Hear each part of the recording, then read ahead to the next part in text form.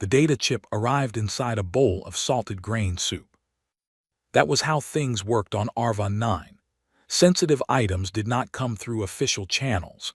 They came through food delivery, through cleaning staff, through the quiet hands of people who had learned that survival depended on being invisible. Dara Os had been on the station long enough to know the difference between a meal and a message. She set the soup aside and pressed the chip against her reader. It was old tech Mervon made, the kind that erased itself after one read. The text was short, only 11 words, but she read them 3 times to make sure she had not made a mistake. The vote passed. You are not guests. Leave before Thursday. No sender, no signature, just those words and a single attached file, a partial transcript of a closed council session, time-stamped 6 weeks ago. Dara did not panic. She had spent 22 years in diplomatic postings across 14 star systems, and panic had never once helped her. Instead, she poured herself water, sat at the edge of her desk, and read the transcript. It was written in formal Vorai administrative language, the kind used in internal memos that were never meant to leave the chamber. The translation was rough in places, but the meaning was clear enough. The council had been discussing humanity's expansion for 3 sessions before this one. Human colonies had pushed into 4 new systems in 8 years.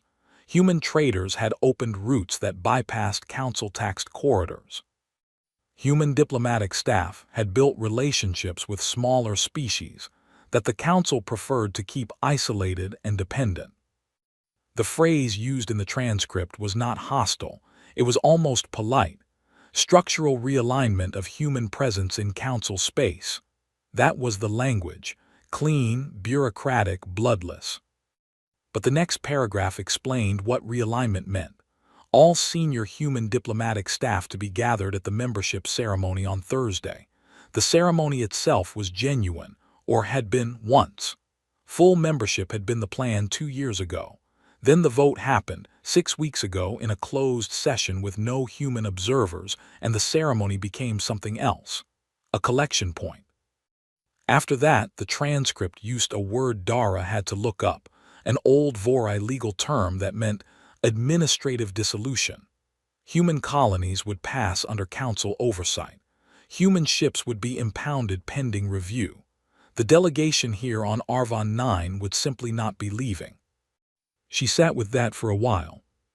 Then she called Riku. He arrived in 4 minutes, still carrying the data pad he had been working from. He was young, genuinely young in a way that sometimes startled her, and he had the particular energy of someone who still believed that problems had solutions if you were smart enough. She liked that about him. She also knew it was going to make this conversation harder. She told him what the chip said. She told him plainly, without softening it.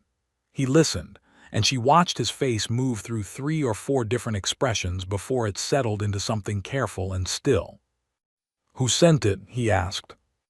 "Someone who does not want their name on it," she said. "But the transcript is real. I know the formatting. I know the session codes.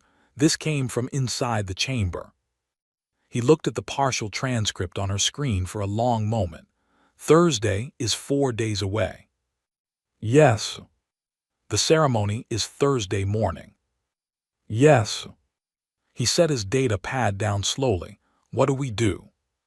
That was the right question, and she was glad he asked it instead of arguing about whether the chip was legitimate or suggesting they file an official inquiry with the council, which would have told her he had not understood the situation at all. "We do 3 things," she said. "We verify what we can without alerting anyone. We locate the other 6 staff members on this station and find a reason to have them near the docking section without it looking deliberate. And we get a message to Earth. If we use the station network, they will see it." "I know, we are not using the station network." He thought about it. The Galloway is still docked. It has its own tight beam array.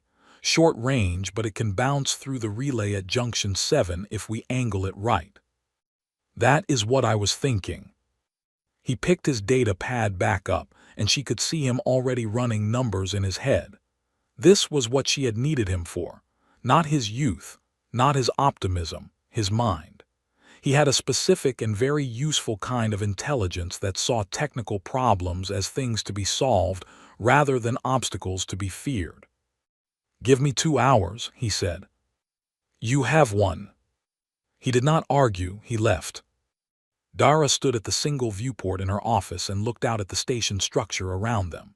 Arvon 9 was beautiful in a cold way, all layered platforms and pale gray architecture with lights strung between sections like artificial stars. She had been here 9 months. She had attended 40 dinners, signed 12 minor trade agreements, and shaken hands with more alien officials than she could count. She had done everything correctly. Humanity had done everything correctly. It had not mattered. The soup was still on the desk. She looked at it for a moment and then, because she had not eaten since morning, she picked it up and finished it. The grain was a little cold by now, but the salt was still there. She thought about the word the transcript had used, realignment. She had spent her whole career aligning things. Relationships, agreements, expectations, trust. She had genuinely believed, not naively but with evidence, that the council was moving toward accepting humanity as an equal.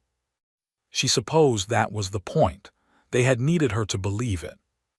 She set the bowl down, smoothed the front of her jacket, and went to find the other 6. The Mervan had a saying that translated roughly as, "The safest wall is the one nobody thinks to search." Bot lived by it. His shop on the station's lower commercial deck sold second-hand navigation parts, old gyroscopes, worn calibration tools, things that smelled like machine oil and long-haul journeys. Nobody important ever came to see him. That was the entire strategy.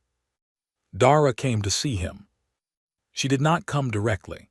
She walked through 4 other shops first, bought a small magnetic clip she did not need, and then drifted into Bot's place as though she had simply wandered in off the corridor. Bot was behind his counter sorting components into trays. He did not look up when she entered. "We are closed," he said. "The sign does not say that." "The sign is wrong." She came to the counter anyway and put the magnetic clip down in front of him. He looked at it, then at her, and his wide, flat face arranged itself into the Mervan expression for resigned irritation. It looked very similar to their expression for mild indigestion, but Dara had learned the difference over the years. "Someone sent me a chip," she said quietly, "in a bowl of soup." He went back to sorting components. Interesting delivery method. The message said 4 days. It said to leave. Smart message. But he stopped sorting. He set the tray down with a small, careful movement and then leaned on the counter with both large forearms. The gray-green skin of his hands was scarred in 3 places from an incident he had never fully explained. He smelled like machine oil and something burnt, the same way he always had for as long as she had known him. "You helped 43 people off this station during the Pelosi fuel crisis," she said.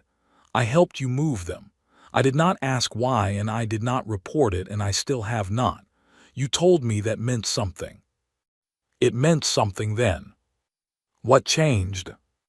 He was quiet for a moment. A small drone buzzed past the shop entrance on its delivery route. He watched it go. "What changed," he said slowly, "is that what they are planning for your people is not a fuel crisis. A fuel crisis is a problem. This is a decision. Decisions made by the council in closed session do not get undone by good behavior or public appeals or filing the correct forms. I have seen 3 species go through structural realignment. Do you know what they look like now?" She did not answer. "They look like managed populations," he said. "They have representation on paper. They have a seat in sessions that do not vote on anything important. Their children grow up thinking that is normal. Give it 2 generations and no one even remembers what they used to be. Then you understand why I need more than 11 words and a partial transcript." He rubbed one hand across the back of his neck. It was a Mervan gesture she had come to recognize, as the moment before someone agreed to do something they knew was going to be costly. He reached under the counter and pulled out a second chip. This one was newer, better quality. He held it between two thick fingers and looked at it for a moment before setting it in front of her. "The full session transcript," he said. "All 4 hours. The vote count. The names of the species who voted yes, which is most of them.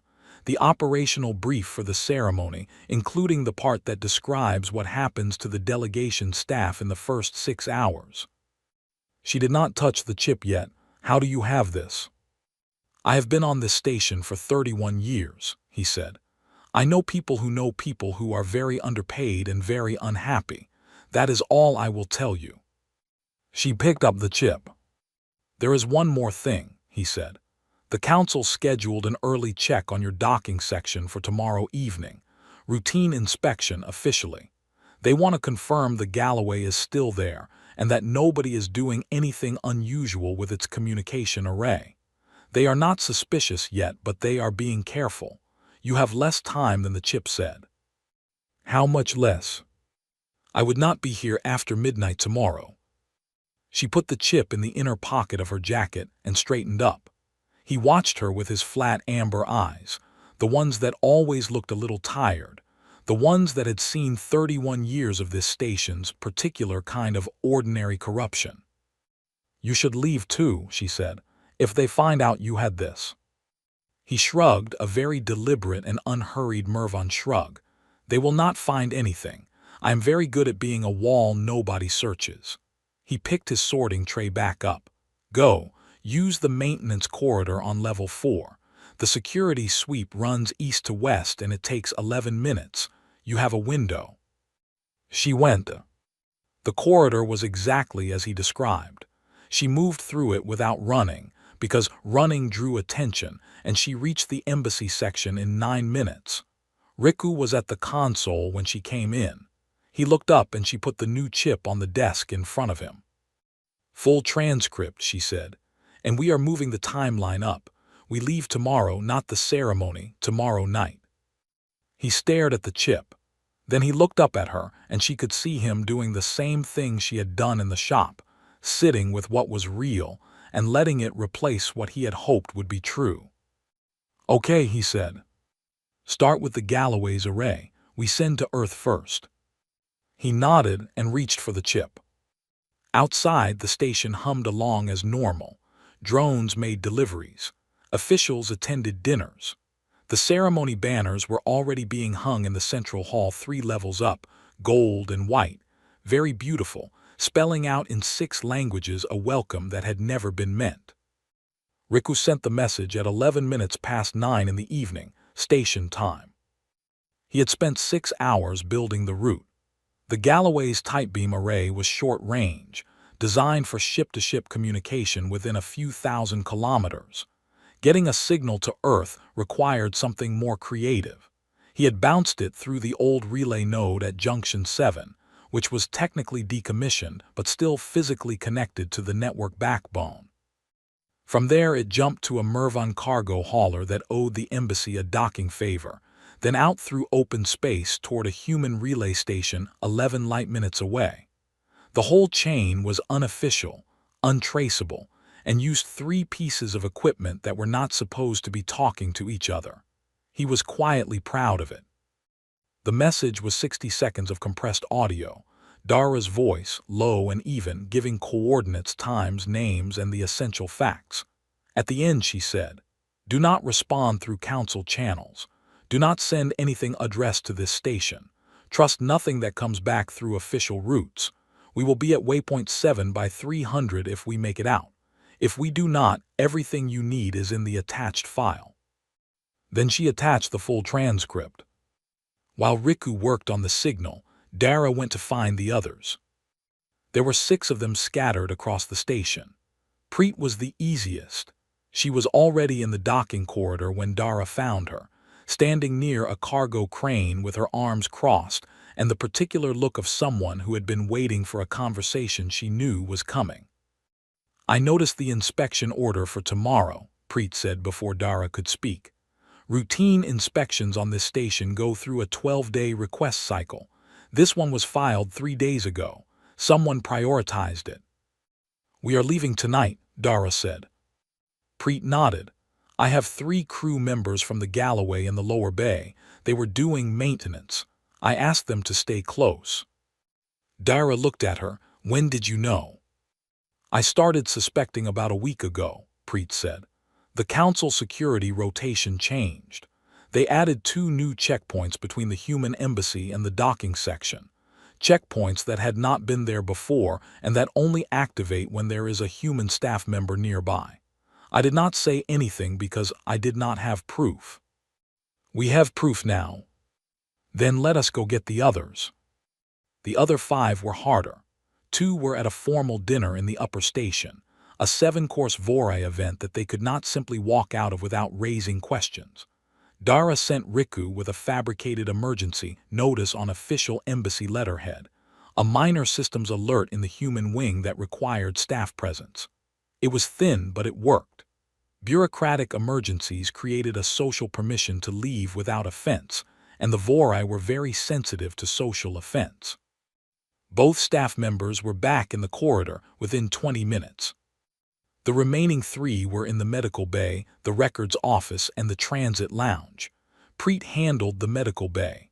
Riku, back from delivering the notice, handled the records office. Dara went to the transit lounge herself. The transit lounge was the problem.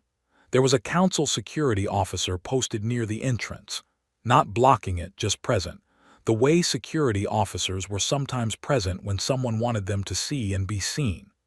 The officer was Vorai, young, with the silver-blue skin of his species and the careful posture of someone doing exactly what they had been told to do and not thinking much beyond it.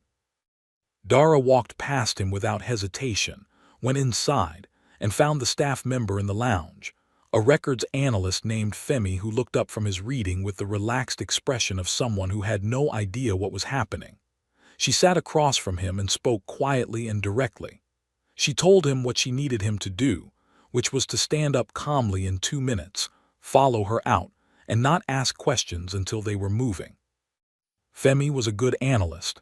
He asked 0 questions. He followed her out 2 minutes later. They assembled at the maintenance corridor Bot had described, all 7 of them. Preet had her 3 crew members. Nobody had luggage, which was fine. Luggage slowed things down, and everything that mattered was already on the Galloway. The corridor was dark and close, pipes along the ceiling and grated flooring that made a low metallic sound underfoot. Preet took the front. Dara took the rear. The 11-minute security sweep window Bot had mentioned was already running. They had 7 minutes left when they started moving. They moved fast without running. The crew members from the Galloway knew the lower station layout better than anyone. They had been doing maintenance runs for 3 months and had, out of professional habit, memorized alternate routes in case of emergency. One of them, a young engineer whose name Dara had never managed to learn, but who everyone called 3 because of something to do with an old crew joke, took them through a section that bypassed 2 checkpoints entirely. They reached the docking bay with 90 seconds to spare. The Galloway sat exactly where it should be. Gray-white hull, compact and unremarkable, the kind of ship that nobody looked at twice. The docking clamps were already releasing as they came through the bay door. Riku had sent the release code remotely during the walk. Everyone went up the ramp. Dara was last. She stopped at the top of the ramp for just a moment and looked back at the bay, at the vast station architecture beyond it, at the pale lights and the alien script on the walls and the ceremony banners visible through a far window 3 levels up, gold and white, still hanging there, still welcoming. She went inside, the ramp closed. The Galloway moved. It pulled out of the docking bay at standard departure speed, filed no special notice, made no sudden maneuvers. Just a small human ship leaving a station on a normal evening. Nothing to see, nothing to stop. Then, once clear of the bay's sensor range, Dara went to the communication console. She opened a channel on the broadest civilian frequency the ship had. The one that reached every ship and station in 100,000 kilometers. She loaded the transcript. She loaded the full evidence file. She pressed send. Every word went out. Then she told Preet to run. Greta had been working the night shift at Relay Station Delta 4 for 11 years, and in all that time, nothing interesting had ever happened. Delta 4 was a small, unmanned station, technically, except that someone had decided years ago that an unmanned station still needed a human on site for hardware failures that automated systems could not handle. That someone had clearly never spent 11 years at Delta 4, because Greta had handled exactly 4 hardware failures in that time, and spent the rest of her shifts reading, fixing small appliances that did not need fixing, and drinking bad coffee while watching data packets route themselves through the relay grid in orderly and completely uninteresting streams.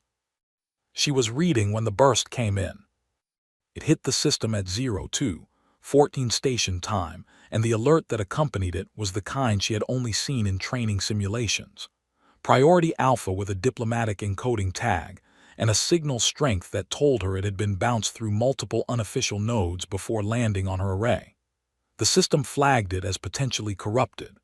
Greta looked at the flag, looked at the encoding, and then did the thing that 11 years of patience had actually prepared her for. She did not dismiss it.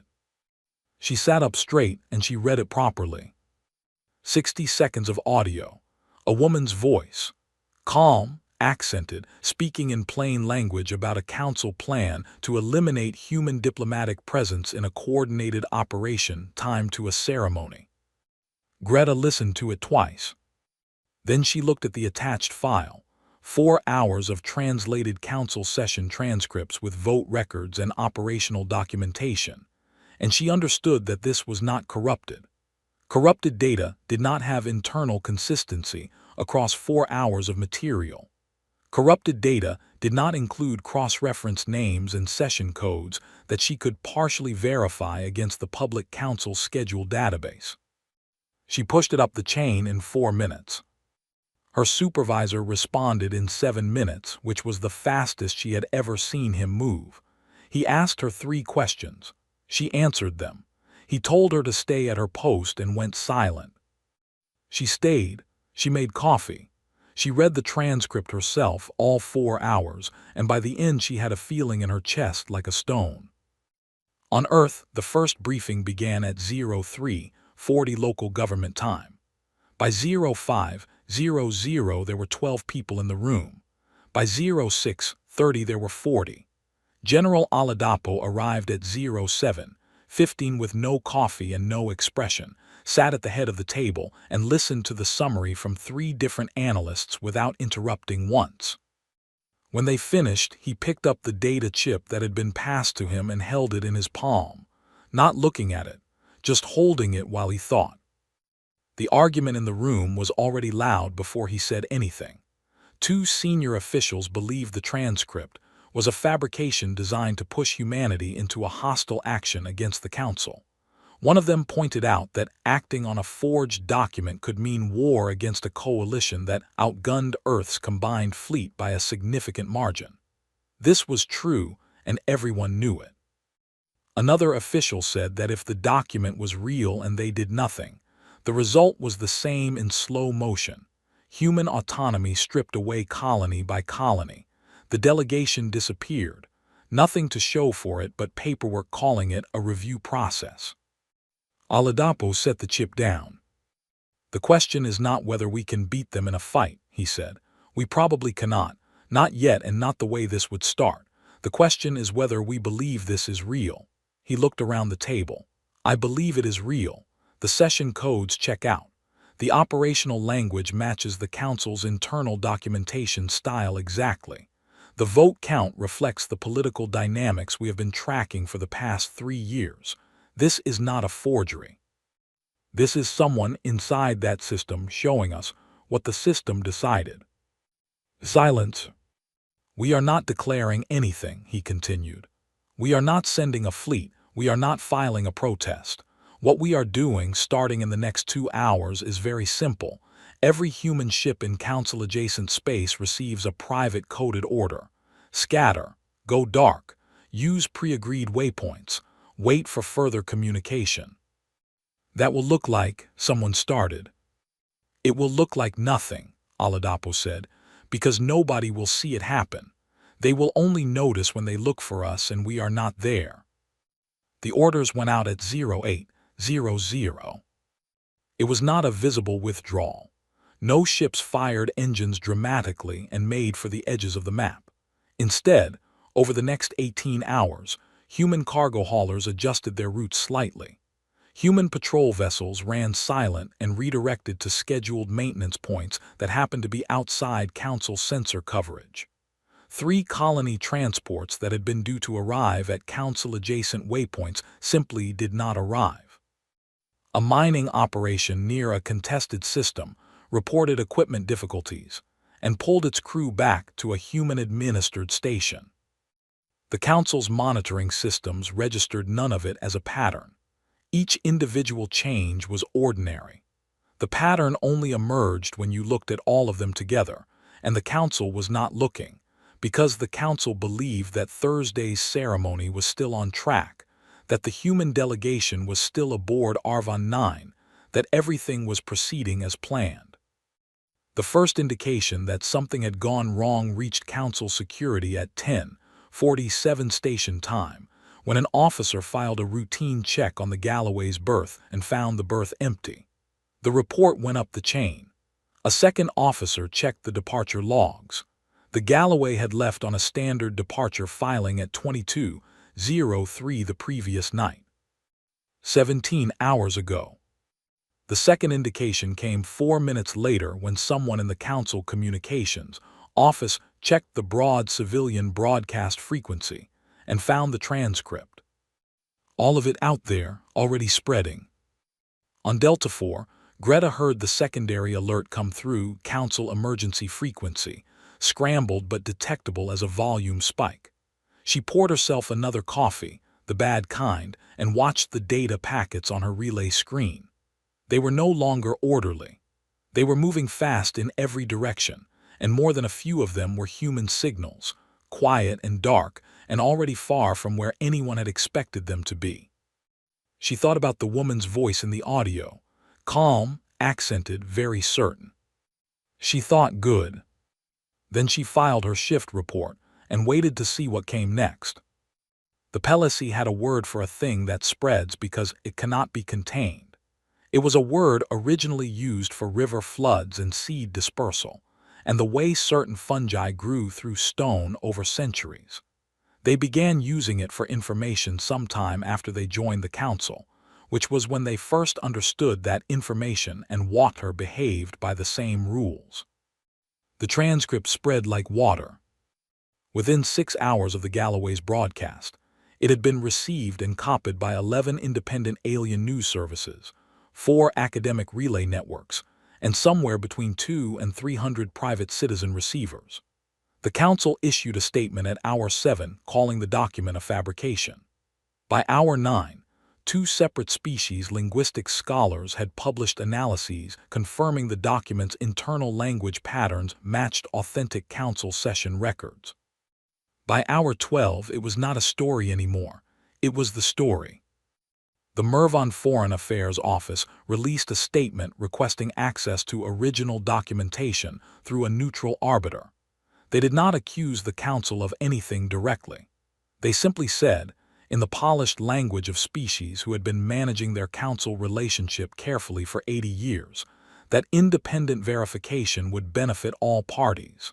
The Pelosi issued a similar statement 4 hours later. The Giovanni, a small aquatic species from the outer systems whose interests the Council had been quietly suppressing for a decade, said nothing publicly, but sent 3 private messages to human waypoint stations asking for a channel. The Council's emergency session convened on day 2. Dara watched it from the Galloway, which had docked at human waypoint station 9 South by then. The session was not broadcast publicly. Council emergency sessions never were, but pieces of it leaked within hours. The way things always leaked when 40 different species were in the same room, and not all of them had the same interests. What leaked was enough to understand the shape of it. The Council's inner bloc was attempting to hold the position that the document was fraudulent and that humanity had violated station protocols by leaving without authorization. 3 outer system species were requesting explanation. 2 species had suspended their senior delegates from participating until the verification process completed. 1 council minister had not appeared at all, which was the kind of absence that meant something without anyone having to say what.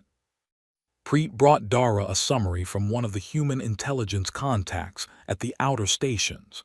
She read it standing up because she had been sitting all day and her back hurt. "They are fracturing," Preet said. "Not breaking, fracturing." "That is enough for now," Dara said.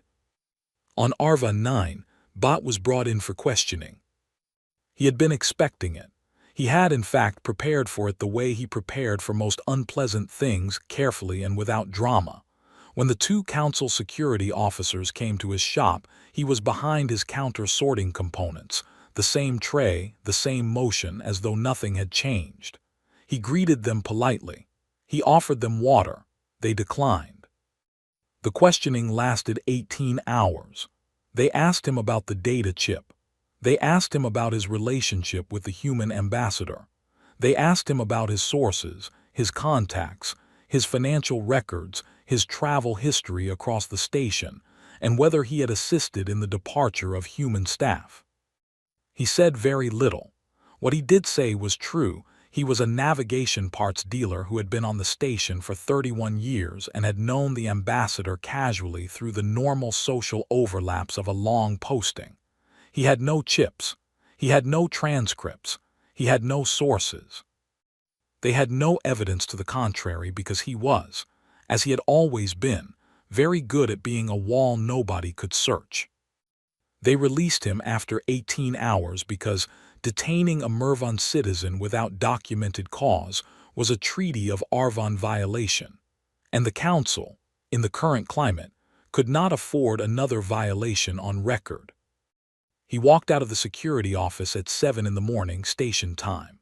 He bought food from a corridor stall, spiced grain in a paper wrapper, and sat on a bench in the outer corridor and ate it slowly. Around him, the station went about its business. Maintenance drones ran their routes. Traders argued over prices. A group of Vorai students moved past in a cluster, very young, talking about something that made them laugh. He finished eating. He folded the paper carefully.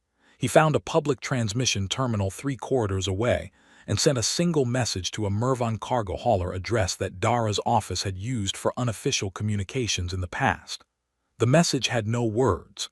It was a single symbol, an old Mervan glyph used in farming communities to mean that a root system had survived the winter, that the thing planted was still alive underground, that it would grow again when the season changed. On the Galloway, Riku received the glyph and showed it to Dara. She looked at it for a moment. Then she smiled, which surprised him a little because he had not seen her smile in 4 days. "It means he is fine," she said. "What does the glyph actually translate to?" he asked. "Roughly, the roots held." Riku looked at it again. He thought about a large gray-green alien sitting on a bench on a station that had just tried to make him a problem and failed. Eating breakfast in the corridor like it was a perfectly ordinary morning. "I like him," Riku said.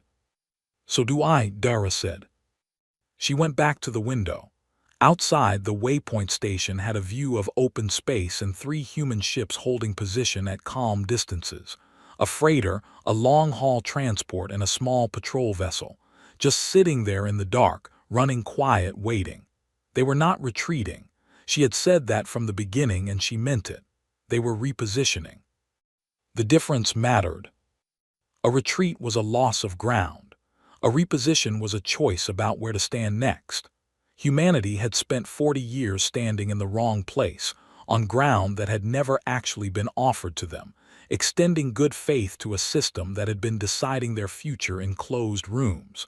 Now they had moved. Now they were standing somewhere the Council had not chosen for them. It was a small thing, it would not be enough by itself, but it was real. Riku came to stand beside her at the window. He had his data pad under one arm, and his other hand wrapped around a cup of something hot.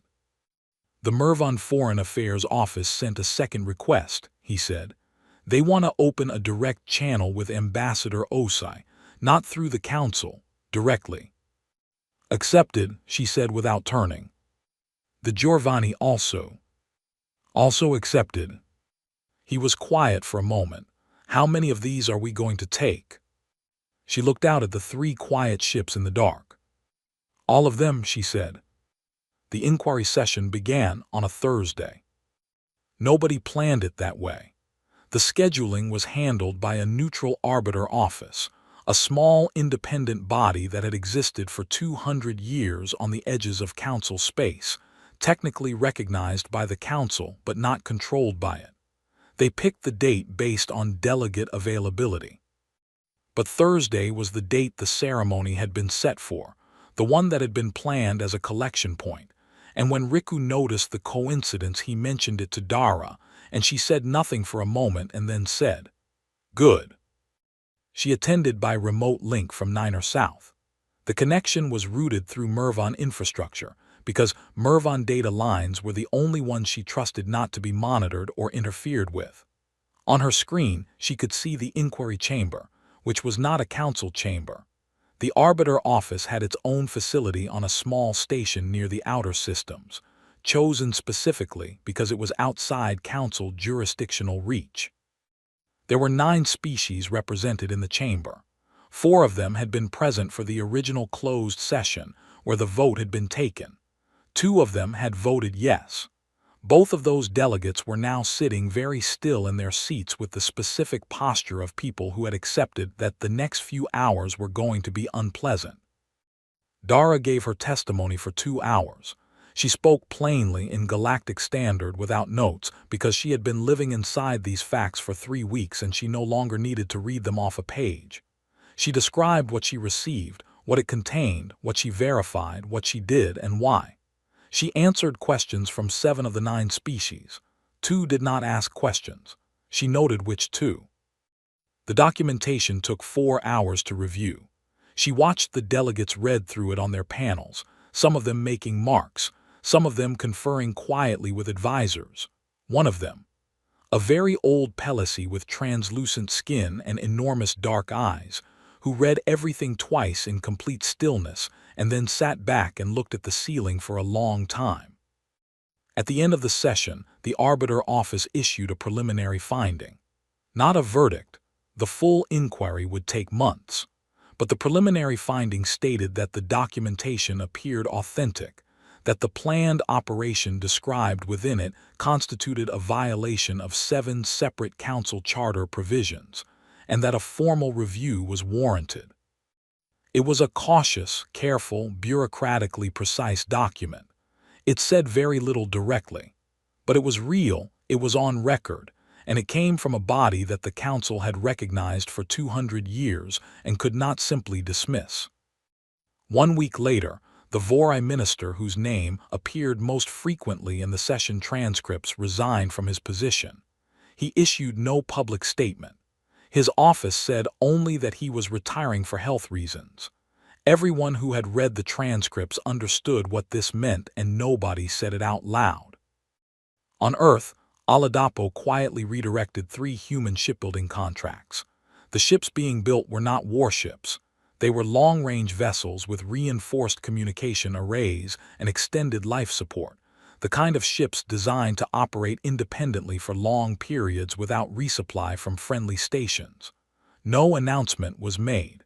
It was simply a procurement decision. Anyone paying close attention would understand the logic. Preet was given permanent command of the Galloway. She accepted without ceremony, which was exactly how she did everything. Greta at Delta-4 received a commendation in her personnel file, which she did not know about for 3 months because she rarely checked her personnel file. When she found it, she read it twice and then went back to her shift because the relay systems did not watch themselves. Femi. The records analyst who had followed Dara out of the transit lounge without asking a single question turned out to have a particular talent for the kind of work that required sitting in uncomfortable places for long periods and noticing things that did not fit. He was offered a posting that made use of this talent. He accepted, again without many questions, which confirmed that they had made the right offer. Riku requested a field posting 3 weeks after they docked at Niner South. Dara approved it and then spent several minutes after he left the room feeling something she could not immediately name. It took her a while to recognize it as pride, the kind that had nothing to do with her own work. The council did not collapse. Nobody had expected it to. It was 200 years old and it had survived internal crises before, and it would survive this one, damaged but intact. The species that had voted yes in the closed session did not face consequences beyond the inquiry.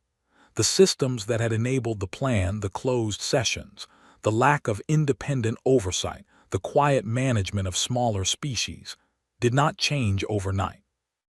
But the Mervan and the Pelosi were now talking to human diplomatic contacts through channels that bypassed the council network. The Jorvani had formally requested observer status at the next round of human outer system negotiations. 2 other species, whose names had never appeared in any public council document, sent quiet signals through civilian lines asking whether humanity was open to new conversations. Dara sat at the viewport on Niner South on an evening 3 months after the night on Arvon 9. Outside, there were now 11 human ships in the holding pattern, more than before. The freighter and the transport and the patrol vessel were still there, and they had been joined by others over the weeks, a science vessel, 2 ore carriers, another scout. Not a fleet, just people who had decided to be nearby. Riku came in with 2 cups of coffee. Real coffee, the kind someone had brought from Earth on the last supply run. He set 1 cup beside her without saying anything and stood at the viewport looking out. After a while he asked, "Do you think they will try again?" She thought about it honestly, because he deserved an honest answer. "Yes," she said, "but differently. They learned that a ceremony does not work when the guests are paying attention. So what do we do?" She looked out at the 11 ships sitting quiet in the dark. "We keep paying attention," she said. She picked up the coffee. It was good, better than the soup had been. Outside, the ships held their positions, and the stars did not move, and the long work of being difficult to erase continued without noise or ceremony, the way the best human work always had.